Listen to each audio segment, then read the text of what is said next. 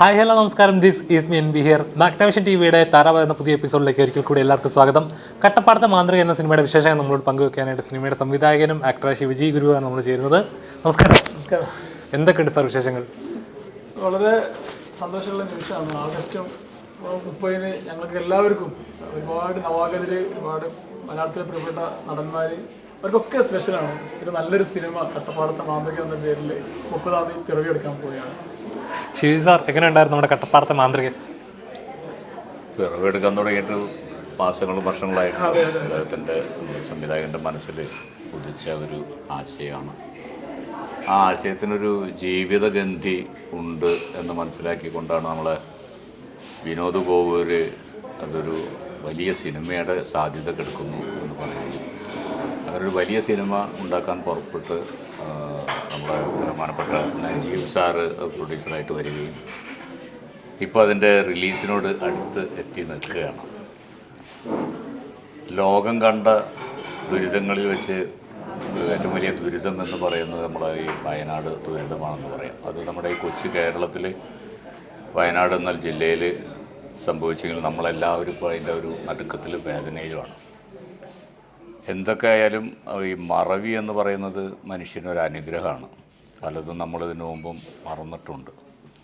ഇതും ആ മറവിലേക്ക് അടുത്ത് മറവി വന്ന് ആ മറവിയോട് ഒരു വിടുതൽ പറയുന്ന സമയത്താണ് ഒരു റിലാക്സ് എന്നുള്ള നിലയ്ക്ക് കട്ടപ്പാടത്തെ മാന്ത്രികൻ നിങ്ങളുടെ മുമ്പിൽ എത്തുന്നത്. 30-ാം തീയതി.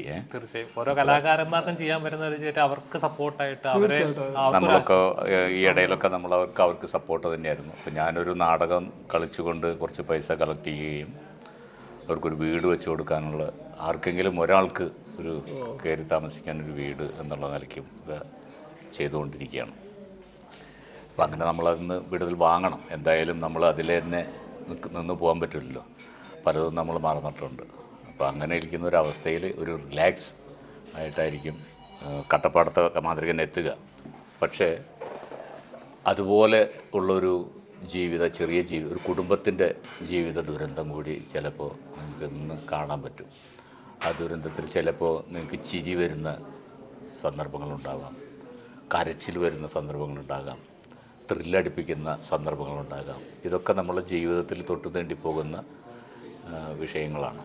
അപ്പോൾ അതൊക്കെ കൂട്ടിച്ചേർത്ത് 2 മണിക്കൂറിലൊതുക്കി അതിഗംഭീരമായിട്ടുള്ള ഒരു ട്രീറ്റ്മെൻറ്റാണ് ഈ ഒരു കട്ടപ്പാടത്തെ മാന്ത്രികൻ എന്ന് പറയുന്നത്. അതിലൊരു ചെറിയ ഭാഗം, നമ്മൾ വലിയ സിനിമയിൽ ചെറിയൊരു ഭാഗമാകുമ്പോൾ അതിൻ്റെ അളവ് നിശ്ചയിക്കാൻ പറ്റില്ല.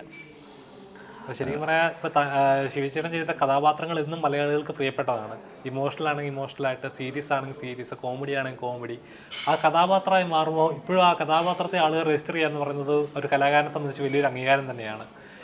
ഇപ്പോൾ ചെയ്തിട്ടുള്ള സിനിമകളിലെ കഥാപാത്രങ്ങൾ വെച്ചൊക്കെ എന്നും ഓർക്കുന്ന ഒരു കഥാപാത്രം പറയാൻ തുടങ്ങിയ ഏതായിരിക്കും പറയുക? എല്ലാം എനിക്ക് ഇഷ്ടപ്പെട്ട കഥാപാത്രങ്ങളാണ്.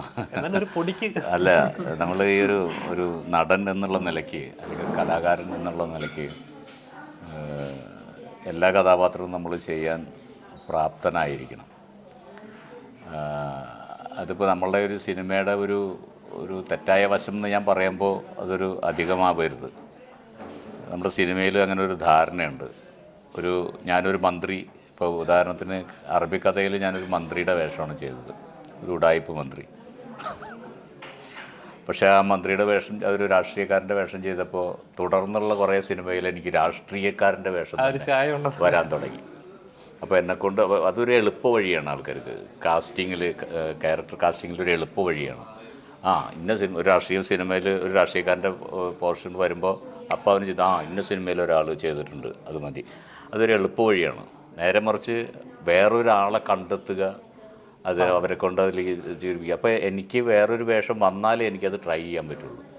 അപ്പോൾ ആ ഒരു അർത്ഥത്തിൽ പല സംവിധായകരുടെയും കയ്യിലൂടെ കടന്നു പോയപ്പോൾ ഈ രാഷ്ട്രീയക്കാരൻ വിട്ട് പോലീസുകാരനാവാൻ പറ്റിയിട്ടുണ്ട്, അതുപോലെ തന്നെ വക്കീലാവാൻ പറ്റിയിട്ടുണ്ട്, അധ്യാപകനാവാൻ പറ്റിയിട്ടുണ്ട്, ഇപ്പോൾ അതൊരു പേർഷ്യക്കാരനാവാൻ പറ്റി. ജീവിതത്തിൽ ഞാൻ പേർഷ്യക്കാരനായിട്ടില്ല. എന്നാൽ നമ്മളെ ചുറ്റുപാട് നമ്മളതൊക്കെ കാണുന്നുണ്ട്.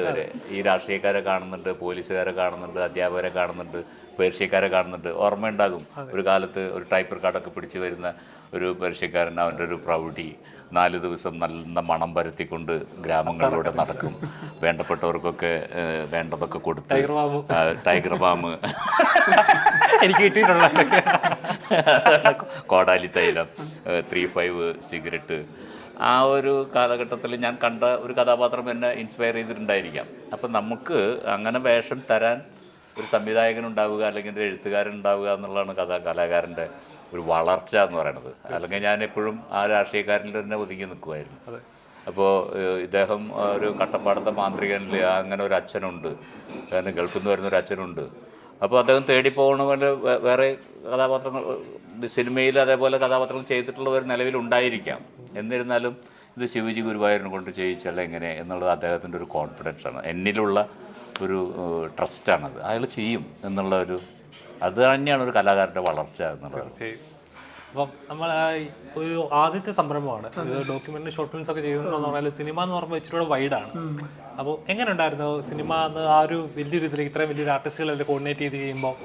പിന്നെ കഴിഞ്ഞ 15 വർഷത്തെ ഒരു ഡോക്യുമെൻ്ററി ഷോർട്ട് ഫിലിം, അതിൽ നിന്ന് മാറി സിനിമ വലിയൊരു ക്യാൻവാസാണ്.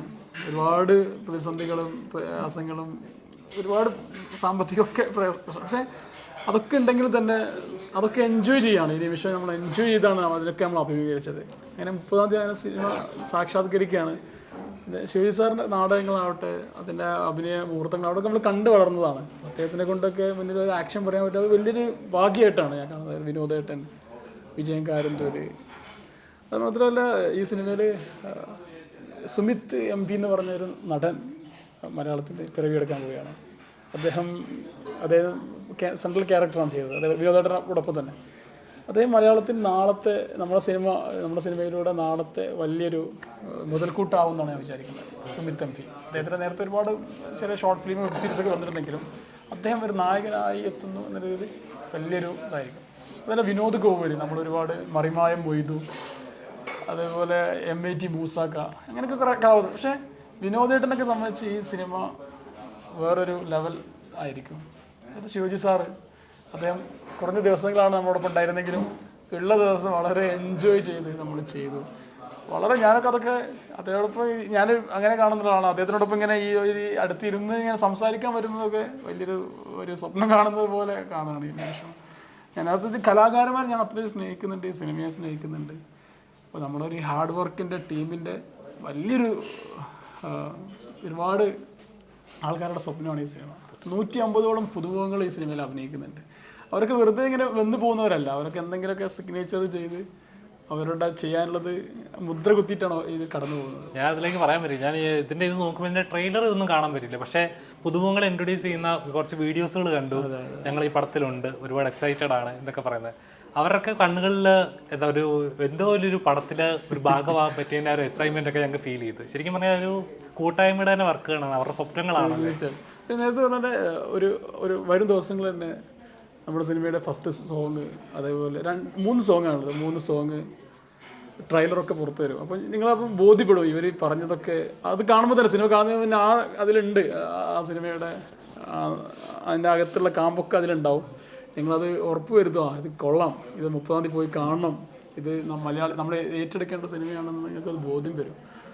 അപ്പോൾ നിങ്ങളൊക്കെ നിങ്ങളെ കൂടെ ഉണ്ടാവണം. തീർച്ചയായിട്ടും വലിയൊരു വിജയമായി മാറട്ടെ. അപ്പോൾ ഞങ്ങളുടെയൊക്കെ വലിയൊരു പ്രതീക്ഷയോടെ കാണുന്ന ഒരു വർക്കാണ്. നല്ല ചിരിക്കാനുണ്ട്, സന്തോഷിക്കാനുണ്ട്, കണ്ടു നിറയാനുണ്ട്. വളരെ വലിയ അനുഗ്രഹം, ദൈവത്തിൻ്റെ അനുഗ്രഹം ഇത്ര വലിയ ആർട്ടിസ്റ്റോടെ വെച്ച് ഇങ്ങനെ ചെയ്യാൻ പറ്റിയ വലിയൊരു ഭാഗ്യമായി കാണുന്നു. ഞങ്ങളോടൊപ്പം ഉണ്ടാവണം എന്നാണ് ഈ അവസരത്തിൽ പറയാനുള്ളത്. തീർച്ചയായും നല്ല സിനിമകൾ ഇന്ന് മലയാളികൾ സ്വീകരിച്ചിട്ടുണ്ട്. ഇല്ലേ തീർച്ചയായിട്ടും. ഇപ്പോഴത്തെ നമ്മളൊരു ഗതികേടാണോ എന്ന് എനിക്ക് പറയാൻ പറ്റില്ല.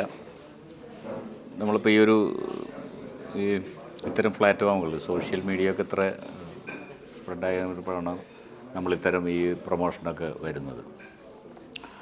അപ്പോൾ പല നല്ല സിനിമകളും ഈ പ്രൊമോഷൻ ഇല്ല എന്നുള്ളൊരു കാരണം കൊണ്ട് തഴയപ്പെടുന്നുണ്ടോ എന്നൊരു സംശയം എനിക്കുണ്ട്. എൻ്റെ അനുഭവത്തിൽ 1-2 സിനിമകളുണ്ട് അങ്ങനെ. എന്നാൽ നല്ല സോഷ്യൽ കമ്മിറ്റ്മെൻറ്റുള്ള ഒരു സിനിമ, അത് പക്ഷേ താരപരിവേഷമൊന്നും അതിനുണ്ടായിരിക്കില്ല. എന്നാൽ അതിൽ പ്രതിപാദിക്കുന്ന ആശയം ഒരു സിനിമ എന്നുള്ളൊരു മീഡിയ ആയിട്ട് കാണുകയാണെങ്കിൽ അത് ജനങ്ങളിൽ എത്തിക്കണം എന്ന് നിർബന്ധബുദ്ധി തോന്നുന്ന ചില സിനിമകൾ ഈ ഒരു കാരണം കൊണ്ട് തഴയപ്പെട്ടിട്ടുണ്ട്.